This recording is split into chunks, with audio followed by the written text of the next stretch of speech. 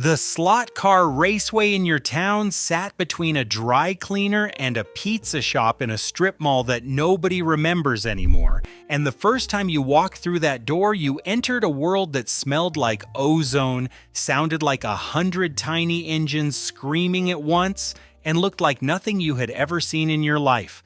5,000 of those places existed across America by 1966, more than bowling alleys, more than movie theaters, and every single one of them is gone. Before we dive in, hit subscribe and drop a comment letting us know where you are watching from. You were 10 years old the first time someone put a controller in your hand. A pistol grip with a wire running down to the track and a trigger that controlled nothing but speed. You squeezed it and a car the size of your thumb shot forward on a strip of electrified rail so fast your eyes could not follow it.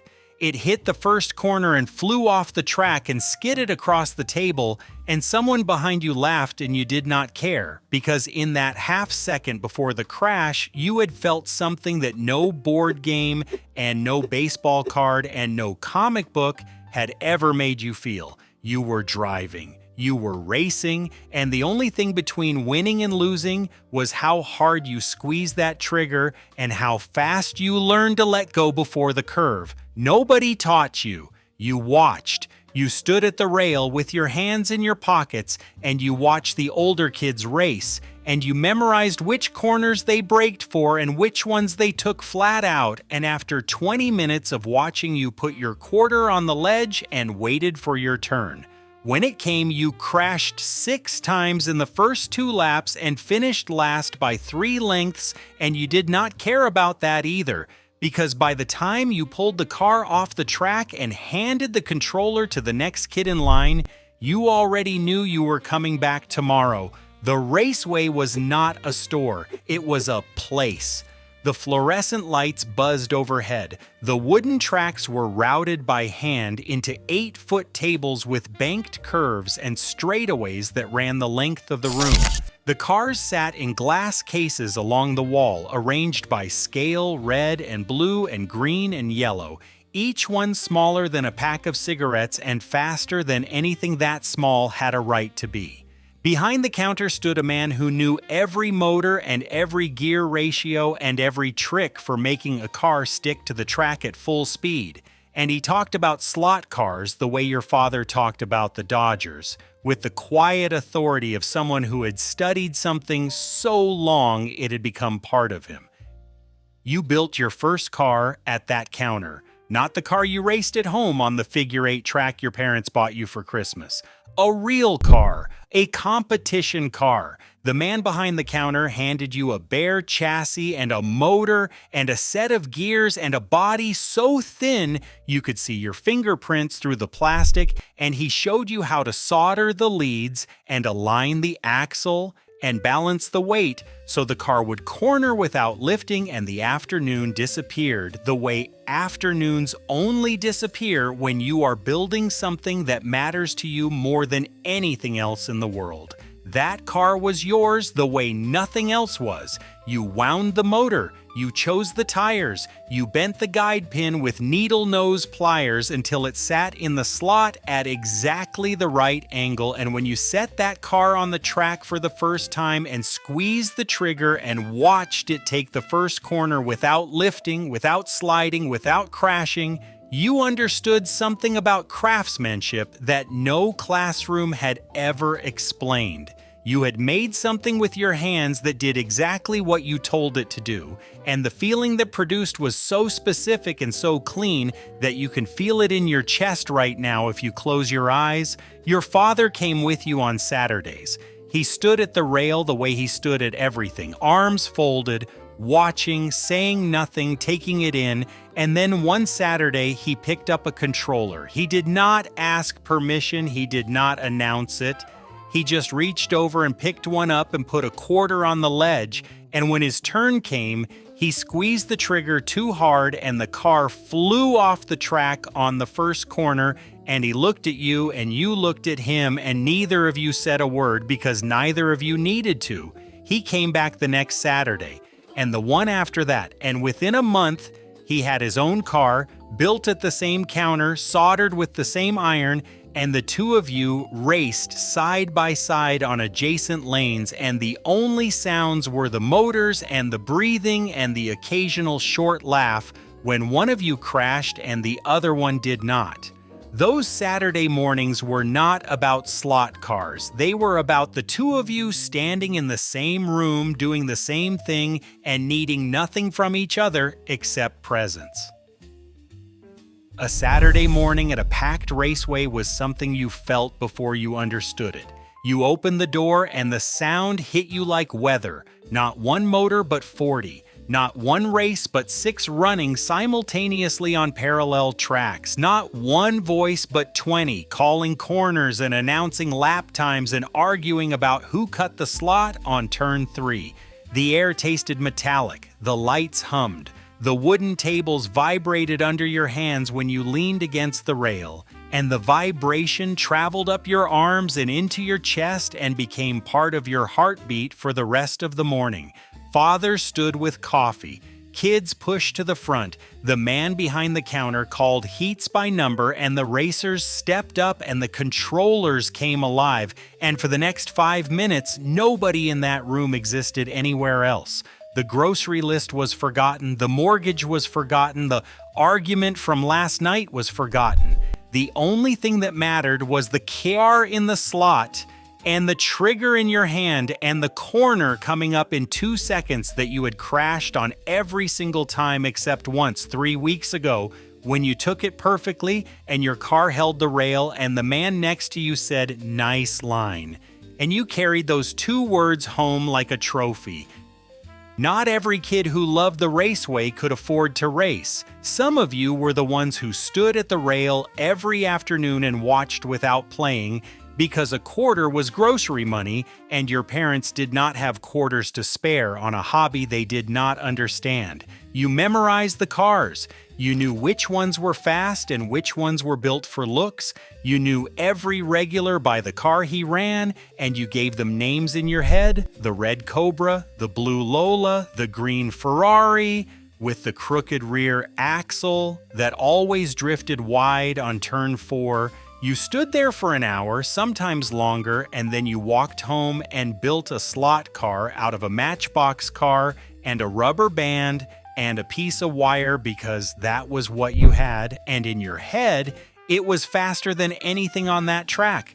Some of the best racers in those raceways started as the kid at the rail who could not afford a quarter. They watched longer, they learned more, and when they finally got their hands on a controller, they already knew every corner by heart. The culture around those raceways was enormous. 3 monthly magazines, Slot Car Racing, Model Car and Track, Scale Slot Car Racing, all dedicated to a hobby that had not existed 5 years earlier.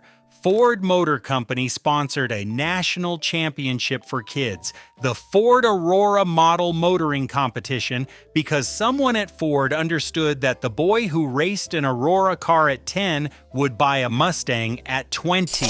Thousands of boys entered. 3 kids from Rapid City, South Dakota, a town of 43,000 people, dominated the competition for years. They were famous in a world that no longer exists. By 1965, the slot car industry in the United States was generating $500 million a year. That is $3.3 billion in today's money. Aurora alone had sold 25 million cars in 5 years, more than Ford and Chevrolet combined. There were 4 monthly magazines dedicated entirely to slot car racing. Hundreds of manufacturers were competing for shelf space: Aurora, Cox, Revel, Rusket, Eldon, Strombecker, K&B, Riggin, Champion, and every one of them believed the market would keep growing forever because every kid in America was either racing or wanted to be. They were wrong. What killed the slot car empire was not one thing, it was everything at once. The hobby became a profession. The men who showed up at the raceways on Saturday mornings stopped being fathers with their sons and started being engineers with soldering irons, oscilloscopes, and custom wound motors that cost more than the car your family drove. By 1966, 80% of the cars on commercial raceway tracks were scratch-built, handmade from steel, wire, brass, and components bought separately. The factory cars that had started the craze were now too slow to compete. The 12-year-old who had learned to race at the rail could not keep up with the 40-year-old who had spent $300 on a single chassis, and one by one, the 12-year-olds stopped coming. The raceways noticed, the empty lanes noticed, the cash registers noticed. The economics were brutal. A raceway needed a massive space, 8-foot tables, room for spectators, storage, a counter, and the revenue came from teenagers paying quarters for 5-minute heats. The math never worked. There were not enough minutes in the day to charge enough quarters to cover the rent on a strip mall storefront that size. The owners who survived were the ones who ran a hobby shop or a restaurant on the side. The ones who did not have a second business simply closed. Then came the winter of 1968. The annual industry trade show was held in Chicago that year, and a blizzard buried the city the same week. The exhibitors set up their booths and waited for the buyers, and the buyers did not come. The halls were empty. The new products sat on display tables that nobody visited. A slot car historian who was there later said it plainly: nobody came, and that absolutely killed the hobby. Companies that had been making slot cars for 5 years looked at the empty aisles and quit. Not next quarter, not after one more try, that week. And if the blizzard was the earthquake, Hot Wheels was the flood. Mattel introduced Hot Wheels in 1968, and it did to the slot car industry what television had done to radio. A Hot Wheels car cost $1. You took it out of the package and it was ready. No soldering, no balancing, no gear ratios, no 3 weekends of building before you could race. You set it on the orange track and gravity did the rest, and the kid, who had been standing at the slot car rail with his nose against the glass because he could not afford a quarter, suddenly had a car of his own that went fast and looked real and did not require a degree in electrical engineering to operate. The raceways closed the way lights go out in a building at the end of the day, one by one, window by window, until the whole block was dark. In Los Angeles, 50 raceways became 2. In New York City, 40 became 1. Across the country, 5,000 became fewer than 200 by 1975. The strip mall spaces that had been filled with the sound of motors and the smell of ozone became carpet stores and insurance offices and storage units, and within a few years there was no evidence that they had ever been anything else. The last slot car raceway in all of New York City was a place called Buzz-A-Rama in Kensington, Brooklyn. Buzz Perry opened it in 1965, the same year the craze was at its peak, and he kept it open through everything that followed. The crash of the 70s, the arcade games of the 80s, the internet. 40 other slot car shops in New York City closed around him, one after another, decade after decade, and Buzz kept the lights on because he owned the building and because the small group of men who still came on weekends needed a place to go, and because some things are worth keeping alive even when the world has decided they are finished. In May of 2021, Buzz and his wife Dolores both contracted COVID-19. They died 10 days apart. Their son Frank kept the shop open for a few more months, then closed it for good in January of 2022, 57 years, the last of 40. The lights went out and the building went quiet, and the tracks that had carried 1 million races sat empty in a room that smelled like dust instead of ozone.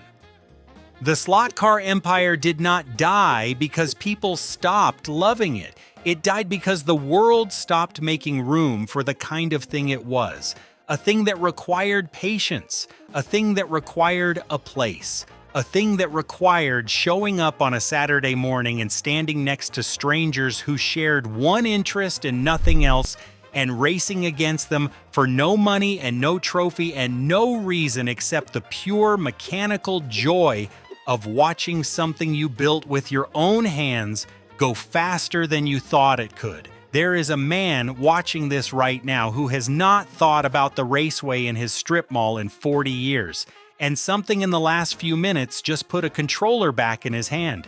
He can feel the trigger. He can feel the weight of it, the plastic grip warm from the last kid who used it, the wire running down to the track. He can smell the ozone.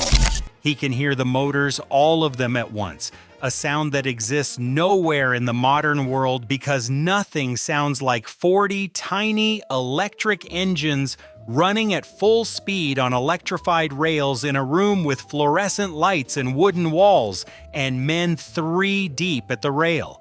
He remembers the corner where he always crashed. He remembers the car he built at the counter. He remembers the man who showed him how to solder and the father who stood at the rail and the Saturday that disappeared because the next race was always more important than the clock. 5,000 raceways, $500 million a year, 25 million cars, a sport, an industry, a culture, a way of spending a Saturday morning that connected fathers to sons and strangers to strangers and boys to the first thing they ever built with their own hands that went faster than they expected. All of it gone, not because it failed, because the world moved on to things that were easier and faster and cheaper and never once required you to stand at a counter and learn how to solder a wire to a motor and believe that the 3 hours you were about to spend mattered. They mattered. Every hour at that counter, every quarter on the rail, every crash on the first corner, and every perfect lap that followed. They mattered more than most of the things you have done since, and the fact that you just felt something when you read that sentence is the proof. What was the name of the raceway in your town, and do you remember the man behind the counter?